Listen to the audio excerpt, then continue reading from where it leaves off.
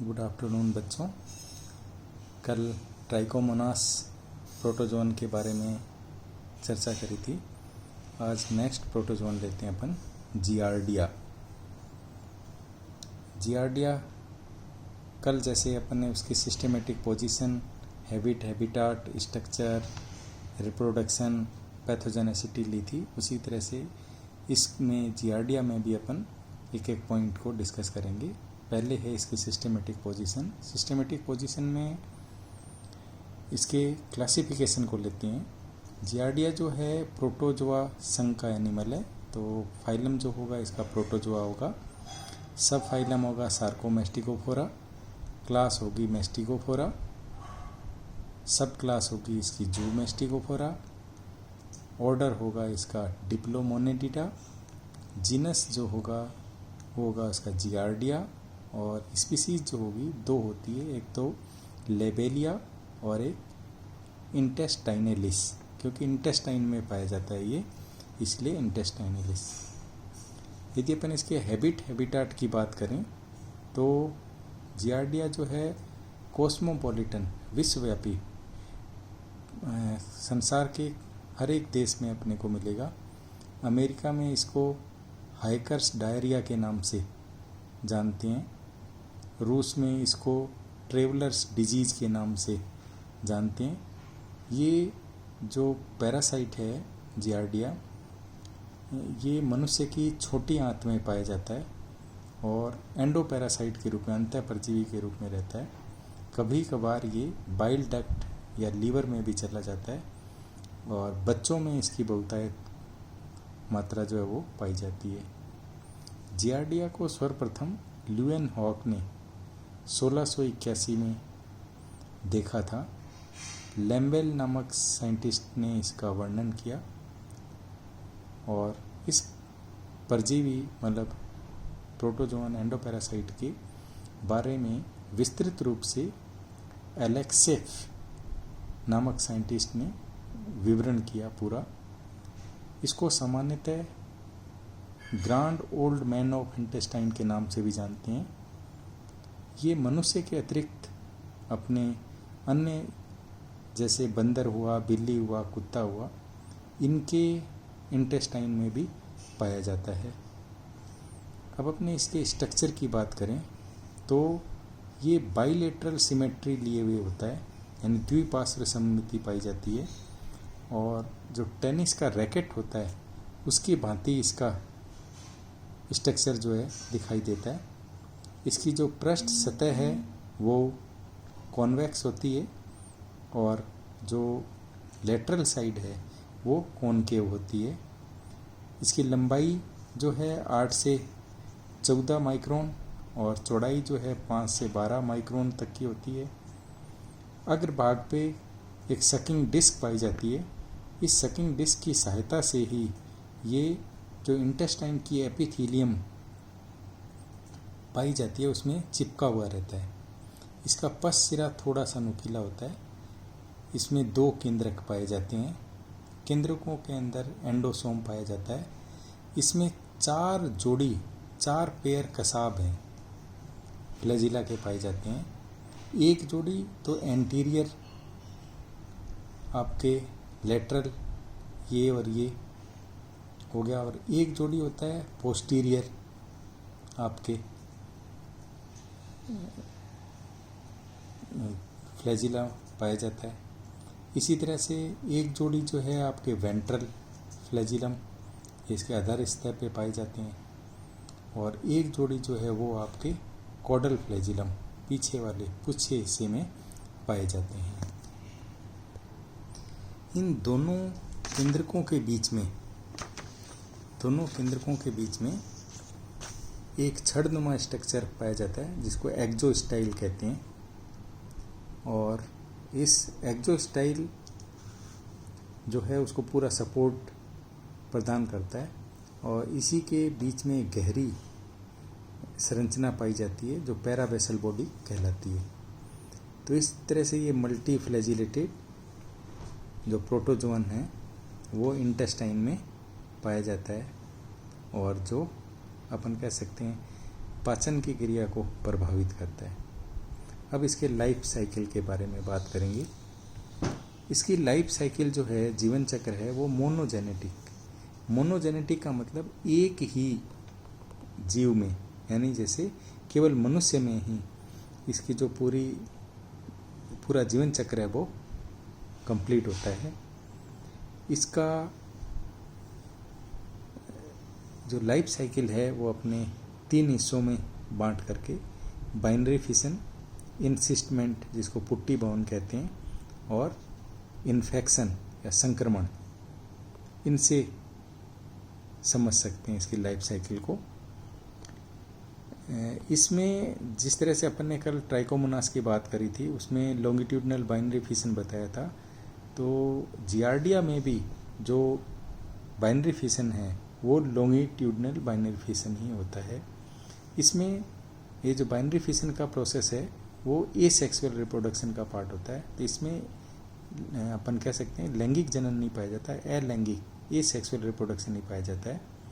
और ये लंबवत जियार्डिया जो है वो 2 हिस्सों में बंट जाता है। जब द्विविखंडन की प्रक्रिया चल रही होती है, इसके अनुकूल परिस्थितियां रहती हैं, उसी दौरान जो इनमें सिस्ट का निर्माण, यानी इसके चारों ओर एक पुट्टी का निर्माण हो जाता है। जैसे ये वाला डायग्राम बनाया है, इसके चारों ओर एक सिस्ट वाल का निर्माण हो जाता है। और ये जो पुट्टियां हैं ये अपने को फैसिज में, अपन कह सकते हैं विस्टा में अपन को मिलेंगी। तो पहला पार्ट जो बाइनरी फिशन का था कि अलैंगिक जनन लॉन्गिट्यूडनल बाइनरी फिशन के द्वारा होता है। दूसरा पार्ट जो है इसका इंसिस्टमेंट है। तो द्विविखंडन के दौरान ही, मतलब लॉन्गिट्यूडनल द्विविखंडन के दौरान ही ये अंडाकार पुट्टियाँ होती हैं। इसमें फ्लैजिला नहीं पाए जाएंगे। और एक पुट्टी युक्त जियार्डिया के अंदर 4 केंद्रक पाए जाते हैं। चतुष्केंद्रकीय पुट्टी टेट्रा न्यूक्लिएट सिस्ट इसमें पाई जाती है। टेट्रा न्यूक्लिएट सिस्ट जो इसमें पाई जाती है। और इन जो पुट्टियों का अपन कह सकते हैं त्याग है वो फैसेज के रूप में, विस्टा के रूप में बाहर निकाल दिए जाते हैं। और सिस्ट के रूप में इनकी जो जीवन है वो लगभग 10 दिन तक ये बाहरी वातावरण में जीवित रह जाते हैं। और यदि ये कॉकरोच में पहुंच गए तो इनका जो लंबे समय तक ये जीवित रह सकते हैं। अब अपन इसके इन्फेक्शन की बात करें तो इन्फेक्शन जो है चतुष्केंद्रकीय पुट्टी में के रूप में जो है, ये चतुष्केंद्र की जो पुट्टी है इसकी अपने कह सकते हैं टेट्रा न्यूक्लिएटेड सिस्ट है, ये इसकी इन्फेक्शियस फेज है एक्चुअल में। तो इसका जो इन्फेक्शन होता है वो होता है आपके, अपन कह सकते हैं फीकल ओरल रूट, मल मुख मार्ग के सहायता से ही इन्फेक्शन जो है वो फैलता है। पुट्टियाँ जो हैं वो मल के द्वारा बाहर त्याग दी जाती हैं। और खाने पीने की जो भी वस्तुएं हैं, अपनी सब्जी है, फल हैं, या कोई प्रदूषित जल है, यदि ये इन पे पुट्टियाँ हैं और वो अपन ने ग्रहण कर ली तो वो आंत्र में पहुंच जाती हैं। आंत्र में कोशिका द्रव्य विभाजन होता है, जिसके फलस्वरूप एक पुट्टी जो चतुष्केंद्र की वाली है वो 2 जियार्डिया को उत्पन्न करती हैं। और ये तो 2 जियार्डिया उत्पन्न हुए, ये इनकी एक्चुअल में ट्रोफोजोइट फॉर्म हो गई। तो इस तरह से बाइनरी फिशन की सहायता से और इनके ऊपर सिस्टमेंट पाया ही जाता है पुट्टी, और इन्फेक्शन जो है वो फीकल ओरल रूट के माध्यम से होता है। अब इसके अपने पैथोजेनेसिटी के बारे में बात करेंगे, रोग जनकता के बारे में बात करेंगे।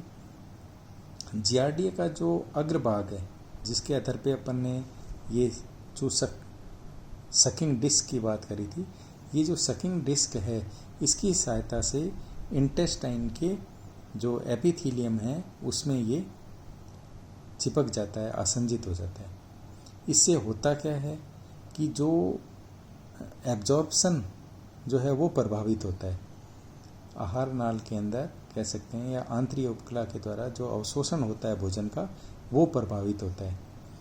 इसमें जो वसा को लेकर के प्रभाव पड़ता है तो वसा में जो घुलनशील आपके विटामिन हैं ए, डी, ई और के, इनका अवशोषण जो है वो घटने लग जाता है और वसा की मात्रा जो है वो बढ़ जाती है। तो वसा की मात्रा बढ़ने से और इनके विटामिन की कमी से जो रोगी के पेट में दर्द, सिर दर्द, इन सब का एहसास होने लग जाता है और डायरिया अपन कहते हैं वो हो जाता है। मल का जो त्याग करेंगे वो पीले रंग का होगा। मल में म्यूकस पाया जाता है क्योंकि एब्जॉर्प्शन ढंग से हुआ नहीं और वसा की मात्रा जो है वो उसमें अधिक पाई जाती है। कई बार रोगी जो होते हैं वो एलर्जिक डर्मेटाइटिस की भी मतलब इनमें संभावना बनी रहती है और रोगी को कब्ज भी, कॉन्स्टिपेशन की शिकायत भी रहती है क्योंकि प्रॉपर जो अवशोषण है वो भोजन का नहीं हो पाया आफ्टर डाइजेशन। अब अपन इसकी डायग्नोसिस की बात करें तो डायग्नोसिस जो है वो मल के परीक्षण की सहायता से स्टूल टेस्ट करेंगे। यदि उसमें सिस्ट या ट्रोफोजोइड की कोई भी फॉर्म पाई जाती है तो अपने को पता लगेगा कि ये जो मनुष्य है या अपन कह सकते हैं प्राणी है वो जियार्डिया से ग्रसित है। इसमें अब बात करते हैं अपन इसकी ट्रीटमेंट की। ट्रीटमेंट में 2-3 औषधियाँ हैं जो काम में ली जाती हैं। एक तो मेट्रोनिडाजोल, कल भी बात करी थी। एक है एटेबिन और एक्रेनिल। क्लोरोक्विन है, उसको भी औषधि के रूप में काम में लेते हैं। सबसे बेस्ट होता है प्रिकॉशंस। यदि अपन बचाव करें तो इस जियार्डिया से अपन बच सकते हैं। बचाव में क्या है कि मुख्य बातें हैं साफ सफाई का विशेष ध्यान रखना, जिसमें खुले स्थानों पे शौच नहीं जाना, खाने पीने वस्तुओं या मक्खियों कॉकरोच के संपर्क में नहीं आने देना। फल या सब्जी है तो उसको लाल दवा से अपन धो सकते हैं। अपने नाखून जो हैं वो समय पे काटते रहें। साफ सफाई का विशेष ध्यान रखें तो अपन इस जियार्डिया प्रोटोजोआ के इन्फेक्शन से बच सकते हैं। आज इतना ही।